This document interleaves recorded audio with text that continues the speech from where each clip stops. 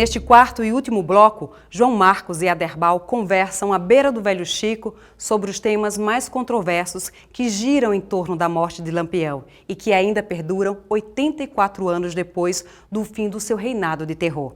Veja e tire suas conclusões. Aderbal Nogueira, acabamos de cumprir mais uma jornada aí por Angico, né?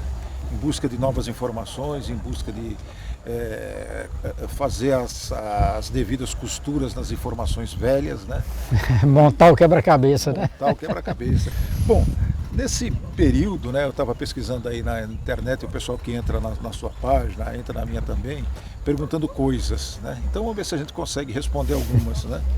Então muita gente pergunta por que Lampião se sentia protegido em Angico. O que você diz sobre isso? João, ele se sentia protegido aí em Angico, primeiro por conta de Pedro de Cândido, né? Um coiteiro de alta confiança dele, o qual já convivia com ele há bastante tempo. Então ele estava num lugar seguro. Fora isso, estava em Sergipe. Sergipe, como todo mundo sabe, o interventor também dava proteção a ele. E ele estava num lugar que para muita gente até disse que era um lugar desprevenido, tal, como é que ele passou tanto tempo. Mas para mim, eu acho o coito do Angico um coito altamente seguro.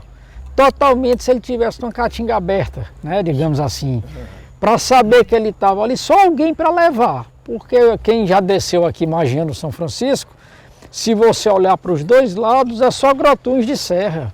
Sim. Você jamais vai imaginar que tem alguém ali dentro, coitado. Verdade. Não é verdade? Tanto é que eu costumo dar o exemplo que as onças se escondem onde? Dentro dos grotões, né? Dentro das furnas, porque ninguém acha. Claro. Ninguém acha. Então, fora a proteção natural, Sim. A confiança em Pedro e, de uma certa forma, no interventor, né? E quem era o interventor? Eronildo de Carvalho. Aí deu branco, Eronildo de Carvalho, claro. Então, sim. Quem é que Lampião poderia temer o quê numa situação dessa? Tanto é que ele ficou 7 dias. Pois é. Ficou uma semana aí no Angico, né? As pessoas também às vezes dizem, Lampião não costumava ficar tanto tempo. Teve lugar que ele ficou de mês.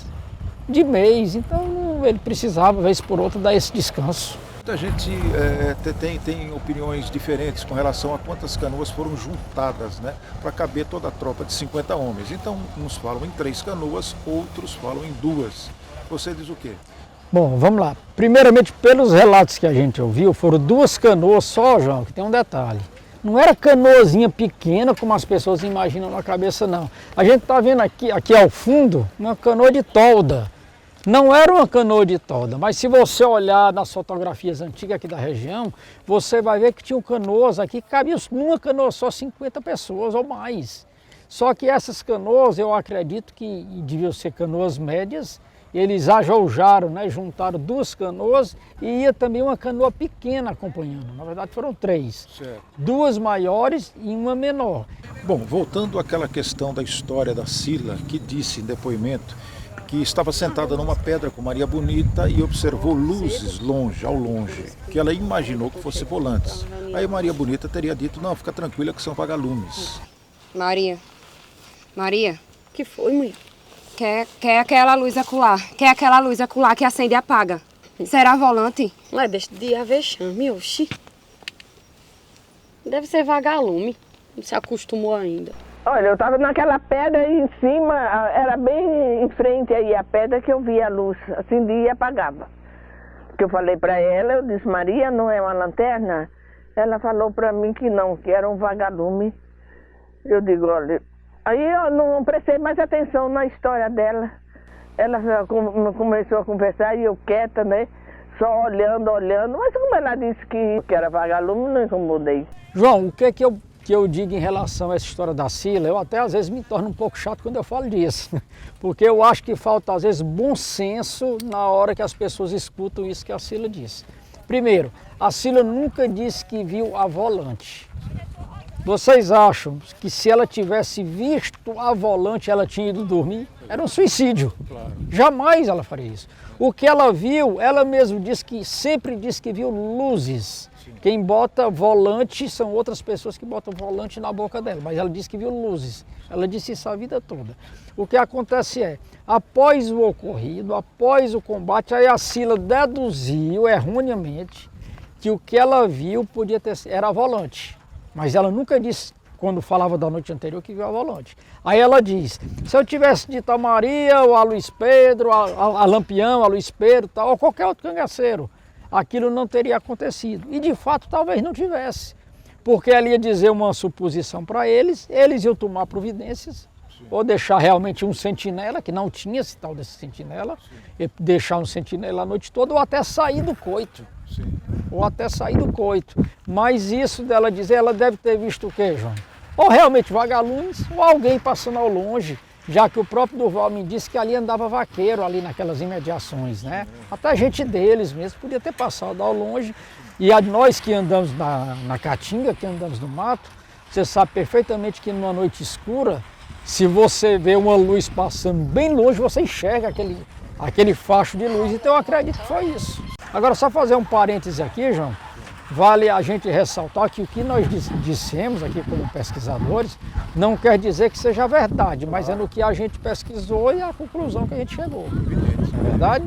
A questão dos cães, né? Que muita gente, Lampião tinha não sei quantos cães lá, os cães não latiram, por que os cães latiram ou não, né? O que aconteceu? Então, o que aconteceu com aqueles cães, se é que aconteceu alguma coisa? Bom, a gente fala no que a gente ouviu, né? Vamos lá.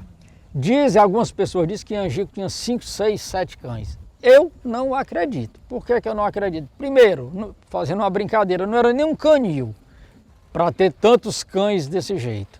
Segundo as pessoas que eu conversei também, naquele dia só tinha um cachorro, que era o cão de Lampião. Qual era? Era o Guarani, né? Só tinha um cão de Lampião. E na hora, quem cria cão vai entender perfeitamente o que eu vou dizer aqui.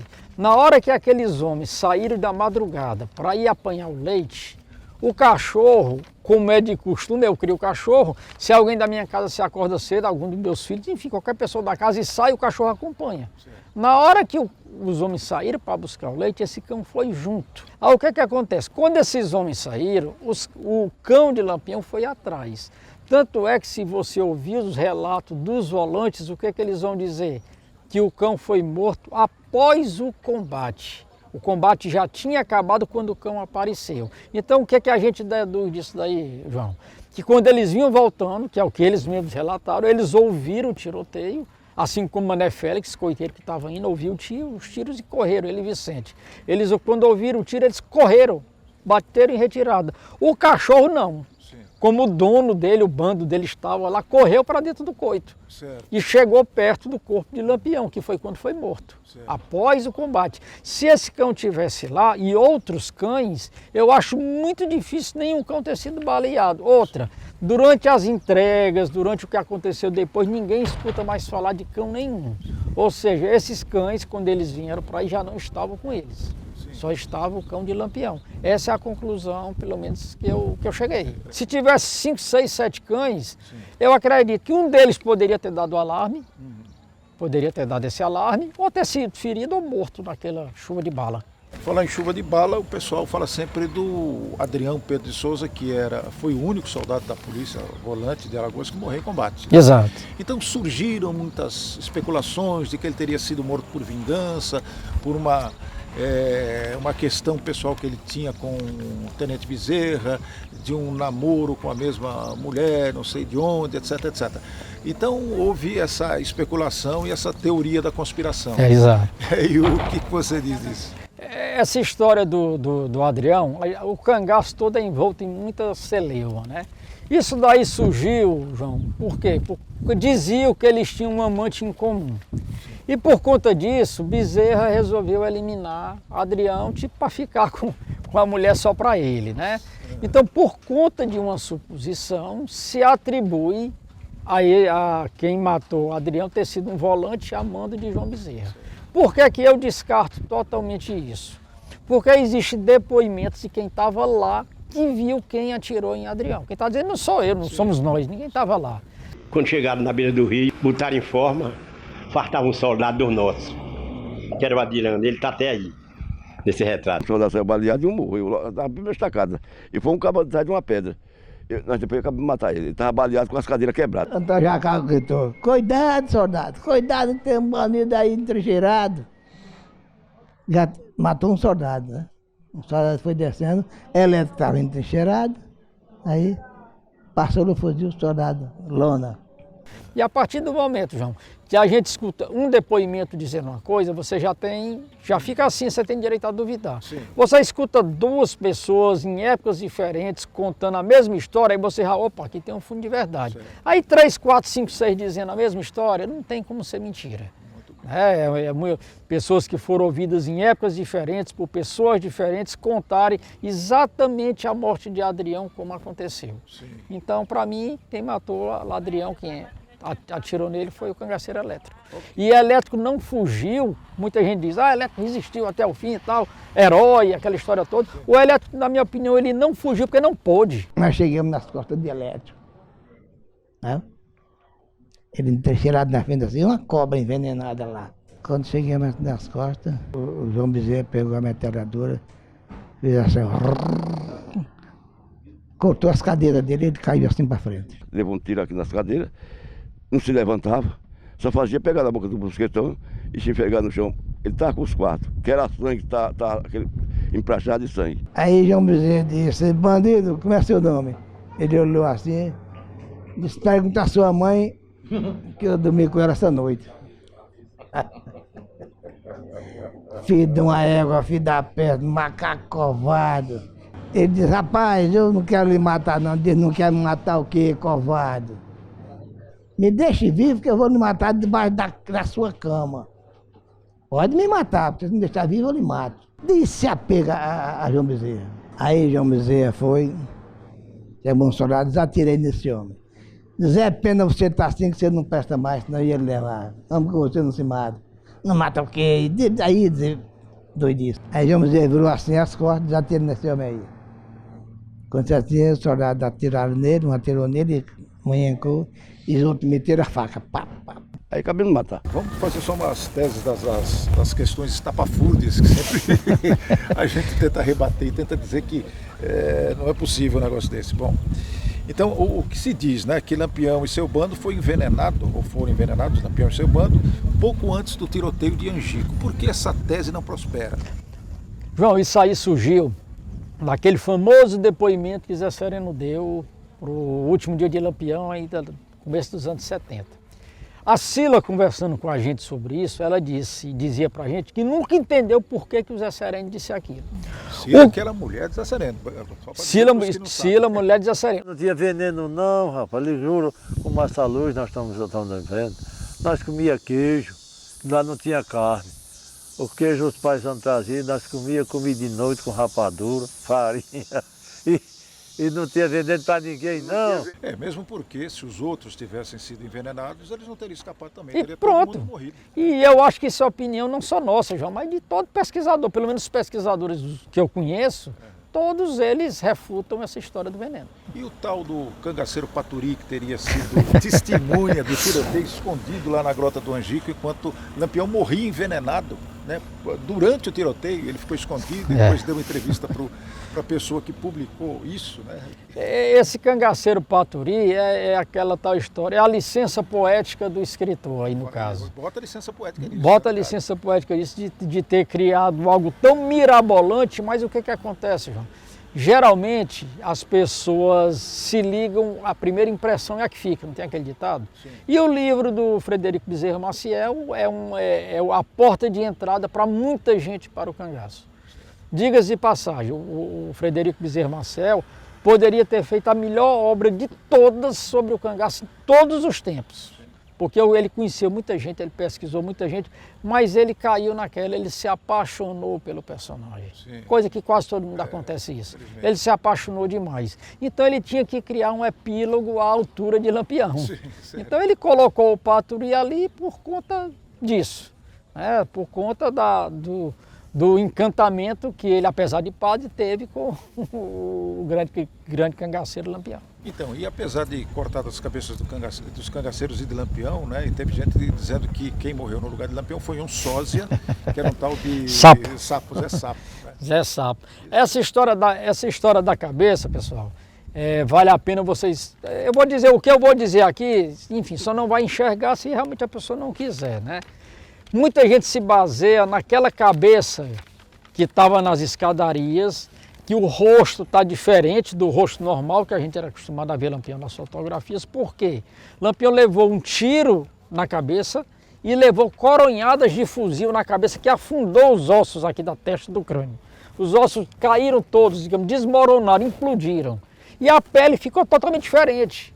Você pegar a cabeça aqui e olhar Lampião aqui das fotos de Benjamin, a outra você vai ver a mesma pessoa. Mas as pessoas só se baseiam na foto da cabeça antes da reconstrução dos ossos.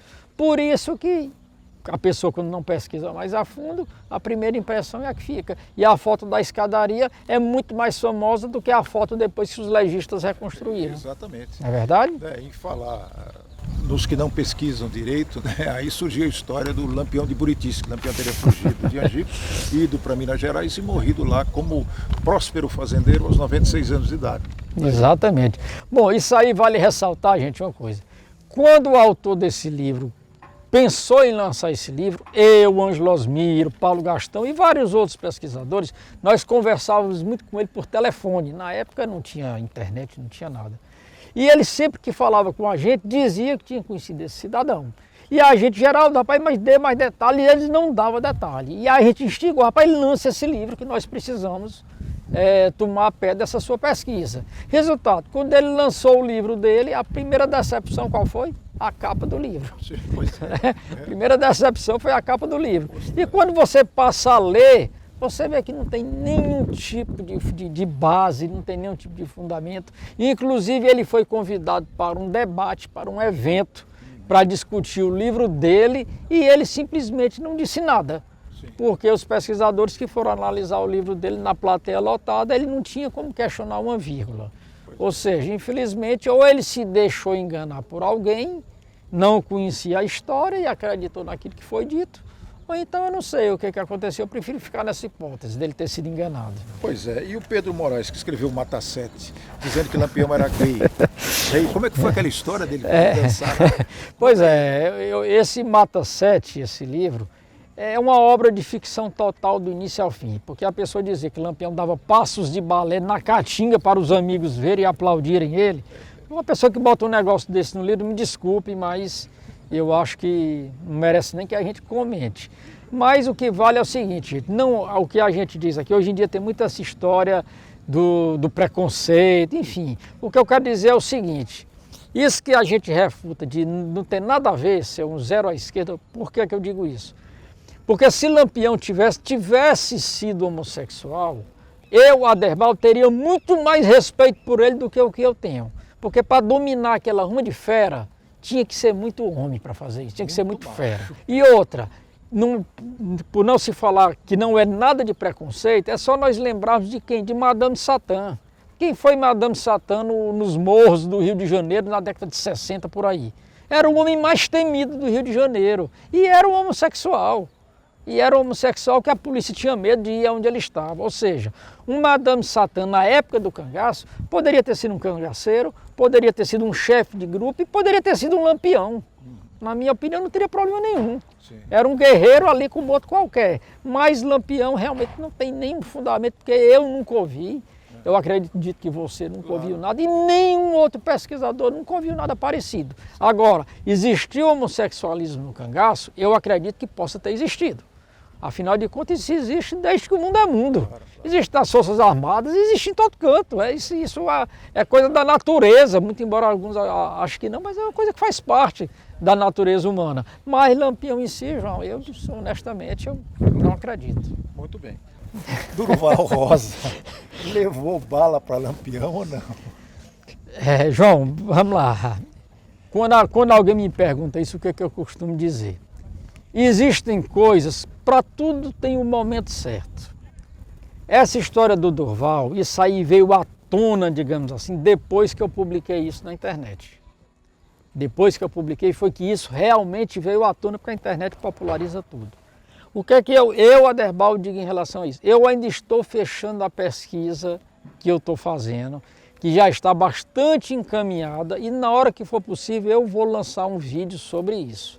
Mas no momento, João, eu prefiro ainda ficar um pouco no silêncio, porque eu não gosto de botar o carro na frente dos bois. Até porque, pelas experiências que eu tive, de 2 vezes que eu postei algo desse tipo, a repercussão caiu como uma bomba, digamos assim, né? Então eu prefiro fechar essa pesquisa, mas eu lhe digo que eu não descarto.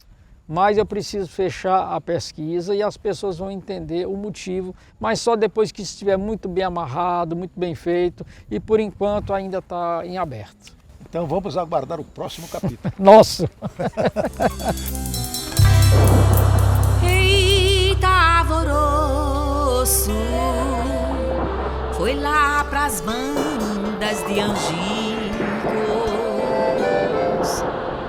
mataram o Lampião. Cadê o seu padinho Cício? Daqui a 100 anos, se o mundo existir, vai ter gente discutindo a mesma coisa que se discute hoje. Numa manhã singular, 28 de julho, mas quem não há de se lembrar, degolaram sua cabeça e puseram a exposição em Piranhas, Alagoas. Foi grande a vexação.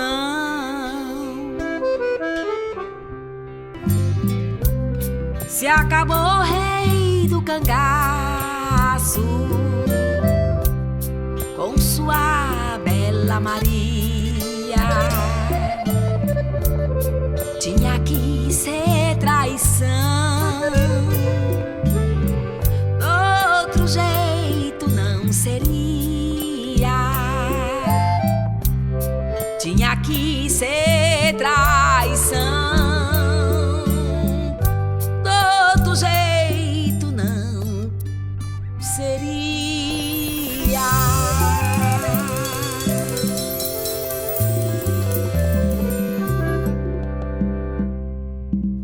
Pois é, gente. Chegamos ao fim de nossa jornada. Obrigada por sua companhia nesta viagem, onde recordamos uma dolorosa página da história do sertão nordestino, que esperamos nunca mais repita.